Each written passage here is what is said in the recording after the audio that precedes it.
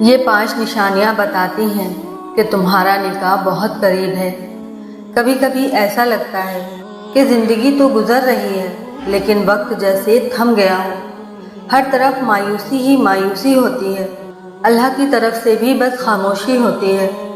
لیکن جانتے ہو یہ خاموشی اللہ کی طرف سے نہیں ہوتی بلکہ ایک اچھے وقت کی تیاری ہوتی ہے۔ یاد رکھو جن کو دیر سے ملتا ہے وہی خاص اللہ کی عطا ہوتی ہے۔ جب آپ کے سجدوں والی دعاؤں کا بھی جواب نہیں آتا تو جان لو اللہ تمہارے لیے بہتر لکھ رہا ہے۔ جب ہر طرف رشتے بنتے ہوئے دیکھو لیکن تمہارا حال وہی ہے تو جان لو کہ نکاح تمہارے لیے محض ایک خواہش نہیں ہے بلکہ آزمائش بن گئی ہے۔ جب تمہاری دعاؤں کا جواب نہ ملے، ہر طرف دھواں ہی دھواں نظر آئے، خاموشی ہی خاموشی ہو، اس وقت پھر دل یہ کہتا ہے کہ یا اللہ ہر بار میں ہی کیوں؟ کیا میرے مقدر میں کچھ ہے بھی یا نہیں؟ کہیں سے بھی بات نہیں بنتی، دعاؤں کا جواب نہیں ملتا، ہر طرف سناٹا سنائی دیتا ہے۔ ایسے لمحے میں پھر دل مایوس ہو جاتا ہے۔ کبھی ایسا لگتا ہے کہ وقت تو چل رہا ہے مگر زندگی رک چکی ہے۔ کیا نکاح واقعی ایک رشتہ ہے یا پھر آزمائش؟ ہزاروں سوال مگر کوئی جواب نہیں۔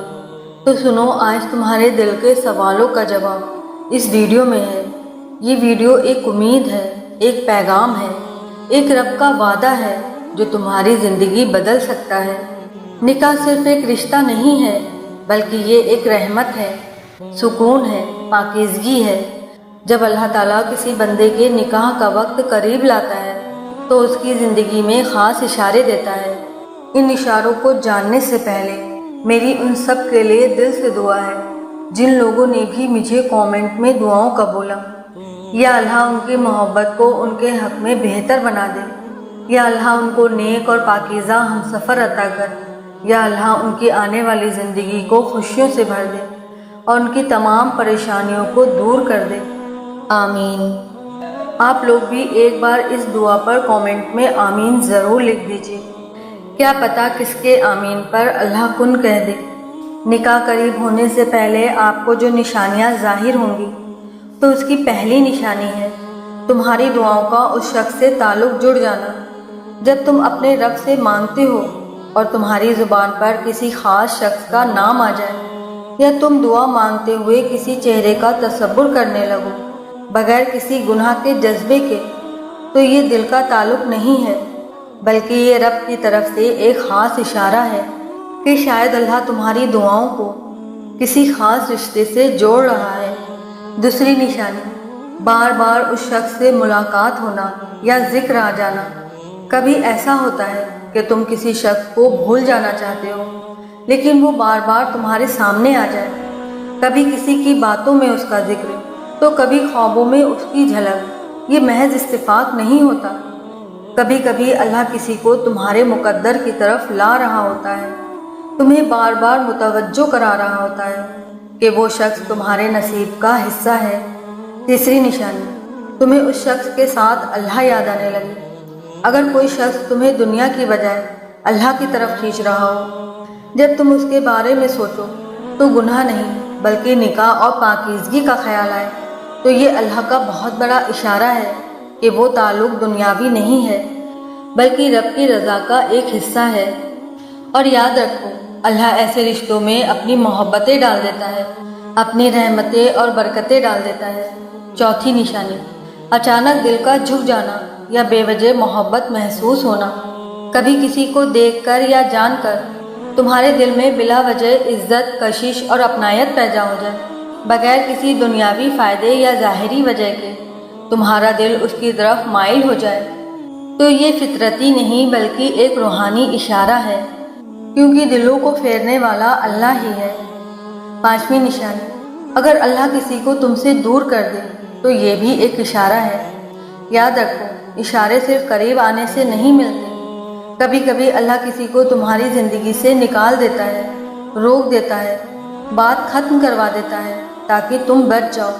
یہ بھی ایک اشارہ ہے کہ جو تم چاہتے ہو وہ تمہارے حق میں بہتر نہیں ہے۔